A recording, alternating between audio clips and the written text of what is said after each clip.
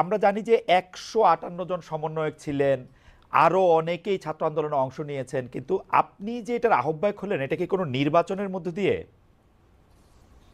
আচ্ছা, খালেদ ভাই, এই প্রসঙ্গে যাওয়ার আগে আপনার প্রোগ্রামের নাম তো হচ্ছে খালেদ মহিউদ্দিন জানতে চায়। না, আমরা আজকে আপনার কাছে একটা জিনিস না, জানতে চাই। না, না, আপনি তো টক না, শো। জনাব আব্দুল্লাহ, আমি আমার আজকে একটু প্রোগ্রামের প্রশ্ন নাম দিয়ে শুরু ঠিকানায় করতে খালেদ চাই। মহিউদ্দিন।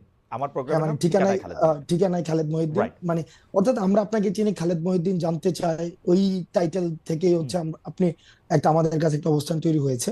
তো সেই জায়গা থেকে আমরা আজকে আপনার কাছে একটা জিনিস জানতে চাই, মানে শুরুটাই করছে, আপনি তো টক শো করছেন অনেক বছর ধরে। তো আজকে আমি আপনাকে প্রশ্ন করি। জি, বলেন। মানে যে প্রশ্নটা হচ্ছে যে ভাই, ফ্যাক্ট এবং অ্যাজাম্পশন হেজিং এই বিষয়গুলো কি এক কিনা? মানে একটা অ্যাজাম্পশন করলাম, হাইপোথিসিসের ভিত্তিতে এটাকে ফ্যাক্ট হিসাবে কি চালানো যায় কিনা? এটা অনেক বড় দার্শনিক কথাও এটাতে বলা যায়। আর যদি আপনি আচ্ছা, শব্দগত বলে আমি একটু সিমেন্টিক, আচ্ছা, আমি সরল। আপনি যদি সিমেন্টিক ওকে। সিমেন্টিক শব্দগত মানে